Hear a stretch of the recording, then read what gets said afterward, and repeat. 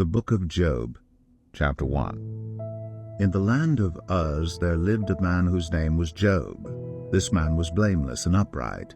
He feared God and shunned evil. He had 7 sons and 3 daughters, and he owned 7,000 sheep, 3,000 camels, 500 yoke of oxen, and 500 donkeys, and had a large number of servants. He was the greatest man among all the people of the East.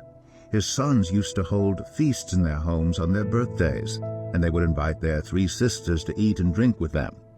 When a period of feasting had run its course, Job would make arrangements for them to be purified. Early in the morning he would sacrifice a burnt offering for each of them, thinking, "Perhaps my children have sinned and cursed God in their hearts."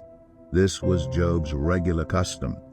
One day the angels came to present themselves before the Lord, and Satan also came with them. The Lord said to Satan, "Where have you come from?" Satan answered the Lord, "From roaming throughout the earth, going back and forth on it." Then the Lord said to Satan, "Have you considered my servant Job? There is no one on earth like him. He is blameless and upright, a man who fears God and shuns evil." "Does Job fear God for nothing?" Satan replied. "Have you not put a hedge around him and his household and everything he has? You have blessed the work of his hands, so that his flocks and herds are spread throughout the land. But now stretch out your hand and strike everything he has, and he will surely curse you to your face." The Lord said to Satan, "Very well then, everything he has is in your power, but on the man himself do not lay a finger." Then Satan went out from the presence of the Lord.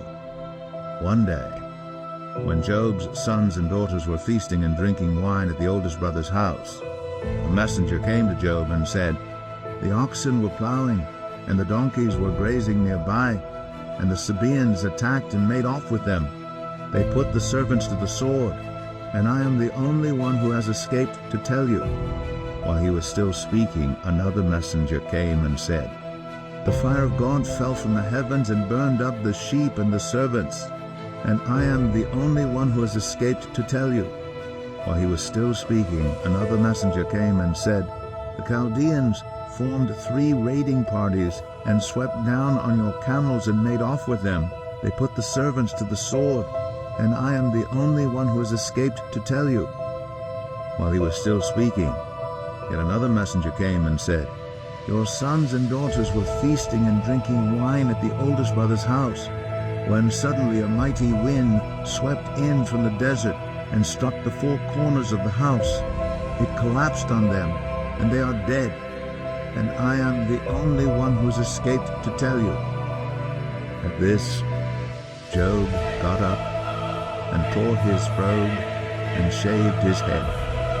Then he fell to the ground in worship and said, "Naked I came from my mother's womb, and naked I will depart. The Lord gave, and the Lord has taken away. May the name of the Lord be praised." In all this, Job did not sin by charging God with wrongdoing.